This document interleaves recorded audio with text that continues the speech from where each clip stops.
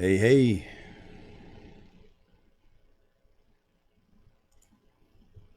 Let me just make sure that I can share this out, etc., etc. Sorry, my voice is a little bit shot. I just watched the match that the matches that we're gonna talk about.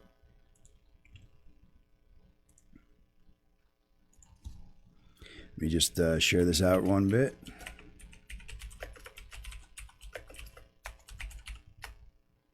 All right. All right.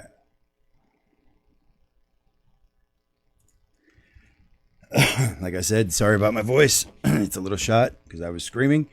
For those of you who don't know, quite possibly the most historic arm wrestling match in history just took place in Dubai, UAE, and it was epic. It was pay-per-view. I do have my hands on a couple of free versions because we're waiting for the pay-per-view to be able to download the stream or whatever. But either way, I did pay for it, $5.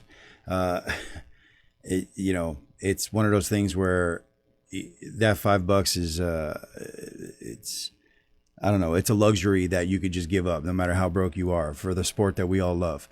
Anyway, with all of that said, I just want to say this. Those matches were amazing. First match was again Coach Ray against Mazahir, and or is it Casimir? Casimir, I believe it's Casimir.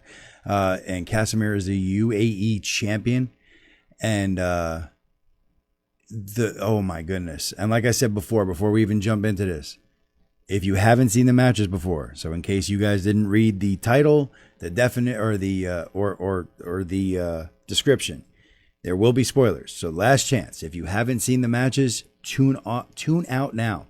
Okay? If you have seen the matches and want to talk about it, or you don't care about spoilers, then here we are. Man, first match was Coach Ray from Latvia versus Casimir, who is the UAE champion, and totally different styles, right? Coach Ray is a very inside puller, presser, hooker, and yes, that is a term in arm wrestling. That is not a dig or an insult. And Casimir is a very open, like he's a very, very fast top roller, and they're both very good at what they do. Well, first 3 rounds, I mean, it was just bam, bam, bam. Casimir just absolutely dominated. Now, I will say this before we get into the matches. I see people talking about how, oh, what a shit show it was because of the fact that there wasn't chalk or the audio was off or anything like that. Let me just put it to you this way. Number one, it was the first time that they had done a promotion like this. So, yeah, there were things that I saw, like the scoreboards were barely ever correct. Stuff like that. Absolutely. Absolutely. There were problems with the audio. There was problems with the fact that there was no chalk there in the beginning. Absolutely. But you also have to remember that the people who put this event on are not arm wrestlers per se. Okay. They're not. It's not like Larry Wheels was in charge of everything that was going on. It's not like, the arm wrestlers were in charge of putting everything on. They weren't. It was the promotion. They will learn. Believe me, they will learn. Okay. I give them all the credit in the world for this being the first promotion. And it's not like we paid $50 for a pay-per-view. We paid $5. Okay. Most of the promotions that we're used to paying for on pay-per-view are $50. Some of them are $75 and up. Okay. This was $5 for a pay-per-view. Larry Wheels put in tons of money of his own into this. I give them all the credit in the world. I think they did a great job. Yes, there is tons of room for improvement on everything. I felt like it was a little bit rushed. I felt like, obviously chalk should have been there. I felt like the down ref definitely needed to be more experienced than he was. And I got nothing against the guy. It's just he was a disaster. Bill Collins is a legend as far as reffing goes, so there's obviously no problem with him. But that down ref needs a whole lot of work. And nothing against him. I'm sure he was nervous as hell, and he kind of got thrown into it, I'm sure. But next time that something like that happens, you have to have a down ref that has at least good experience. All right. In a tournament / super match environment. In any case, getting into the matches. First match, Coach Ray versus Casimir. And again, if I'm mispronouncing his name, please let me know. I think it's Casimir. I don't have the first video of the wait. Oh no, I'm sorry. It's Mazahir Saidu. Mazahir Saidu. I'm sorry, I've been mispronouncing his name this entire time. Mazahir Saidu. And I'm sure once I post this up to YouTube, people are gonna like get through the first 2 minutes of the video and be like all pissed off, not watching the rest of it. But whatever. It's Mazahir Saidu. That's my bad for mispronouncing it. Anyway, so first match was Coach Ray versus Mazahir Saidu. And the first 3 rounds, oh my God, Mazahir, I mean, just smoked him. Unbelievable top roll. Absolutely smoked him. But the down ref continued to call fouls after the match was already over. So in other words, the match wasn't stopped like it should have been, and continued to get restarts. Well, with every one of those restarts, Ray was able to bleed Mazahir's arm just a little bit more. And by the time round 4 came around, Ray knew that he had to beat him 4 more rounds. So the 3 to make up 3-3, for 6 rounds. And then the silver bullet round, as Neil Pickup calls it, for the 7th round. And man, Ray just, put on a clinic. He put on a clinic of how to beat a top roller. Mazahir's arm was spent and Ray just jumped on it. Holy crap. That was an impressive performance, a very impressive performance. Hats off to Coach Ray. So then the second match, you got SchoolBoy versus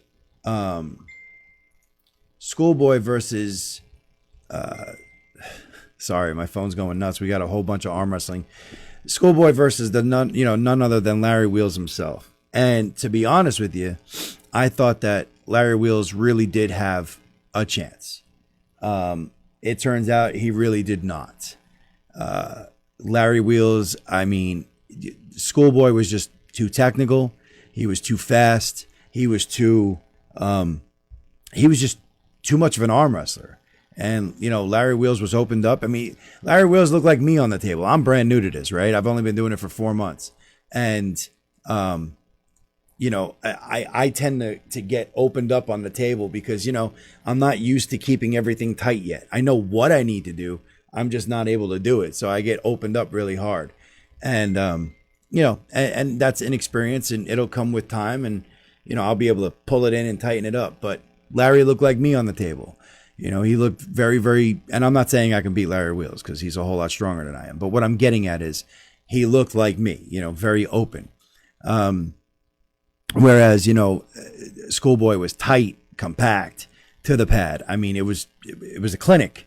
I hate to say it, but just like the announcer said, it was an education put on by the SchoolBoy. Putting my phone down there so it doesn't get too annoying.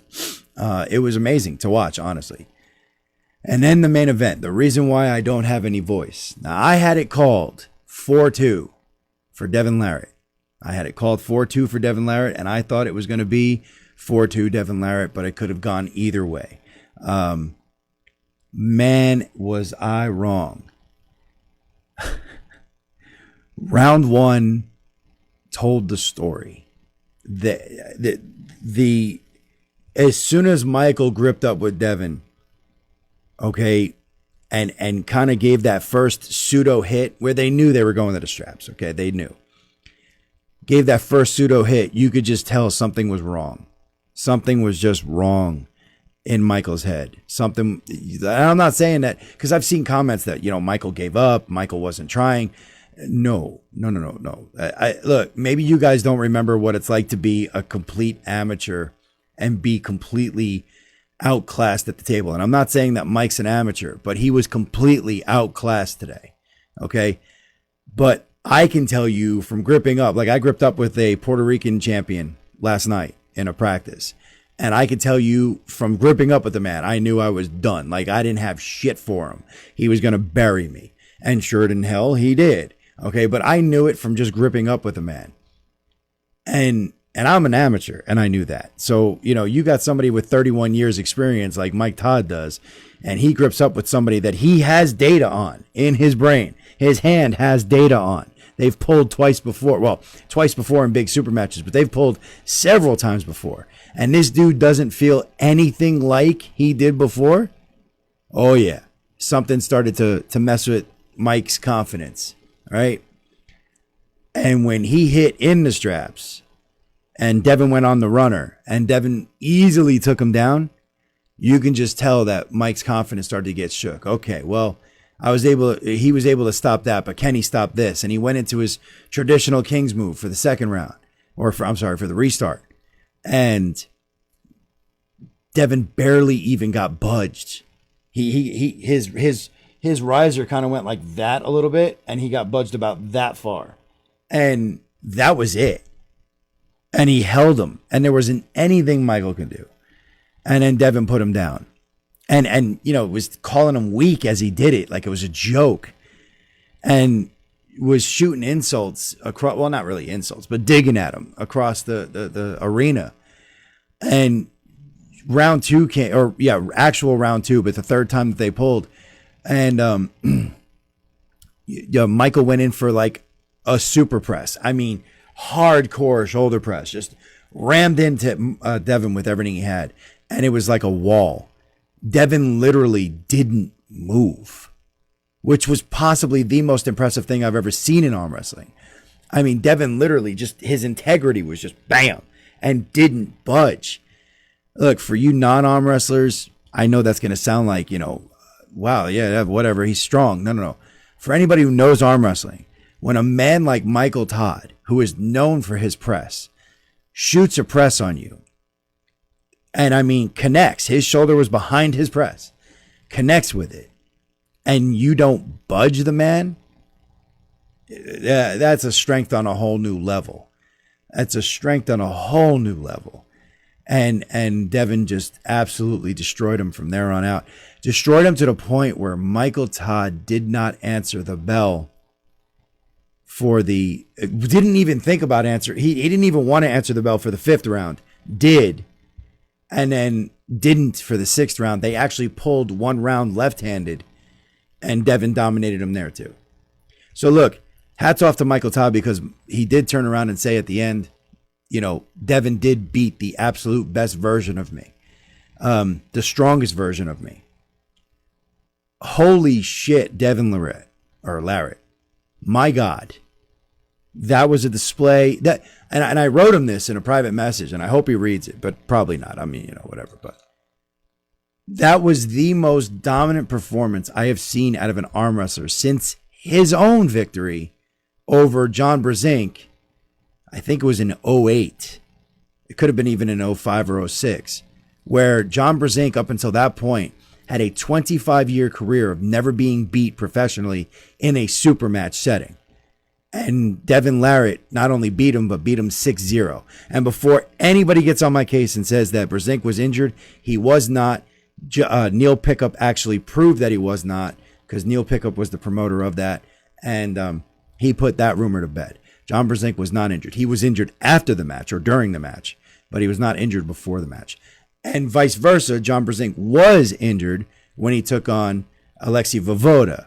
So for all of you Vovoda fanboys, he was injured when he took on that, or when he fought Vovoda, and they never got a rematch to see who would have won what. So there's the difference. Either way, dominant performance by Devon Larratt. Dominant performance by SchoolBoy. Absolutely amazing performance by both Mazahir and Coach Ray. Larry Wheel says there's going to be more promotions like this. I can't wait. I know they'll get better. I know Core Sports will get better at it. I know that Larry is a shrewd businessman. He will figure it all out. Dubai is hopping right now. And I'm going to tell you, you can see my moniker right up there, Unapologetic Patriot. I root for everything American. And my hat's off to Michael Todd, but I had Devon winning this. Devon, to me, just had the right mindset. And I knew he was more of a complete arm wrestler. And he showed it today. He showed what he could do when his mind is truly in it, when his heart is truly in it. The Warriors mentality can never be, ever be, underestimated. The man is amazing. Hats off to Devon Larratt. Hats off to Michael Todd. Larry, you are a phenom, no doubt about it. You have a few more years in this sport before you're challenging everybody, including Devon, including Michael. Okay, you have a base strength that's above anything that they started at, and then once you learn the movements like they have, you'll be able to access all of your different muscle groups. I'm telling you, you'll be amazing. I'm going through a growth right now, doing the same thing. I don't have the base strength anywhere near you. And I see an improvement every time I step on the table. I can't wait to see what you're capable of, man. I don't think I'll ever be at anywhere near your level, but I can't wait to see what you're capable of. You got a lifelong fan here, man. I promise you. You're young. You're strong. You got nothing but the sky ahead of you. So get it. SchoolBoy, you're also young. You're also strong. And you happen to be an amazing arm wrestler. Dude, you got nothing but just amazing potential. I can't wait to see where this sport is going. Thank you, Larry Wheels. Thank you, Devon Larratt. Thank you, Michael Todd, SchoolBoy, Coach Ray, all of you, Mazahir, the UAE, for putting on such a great event. Thank you for bringing so many eyes to the sport of arm wrestling. We all appreciate it. I don't care what the haters say in the discussion groups. We all appreciate it because you brought more eyes and you brought more growth to the sport that we all love. Thank you so much. God bless every single one of you. I hope you had a good time. Take it easy.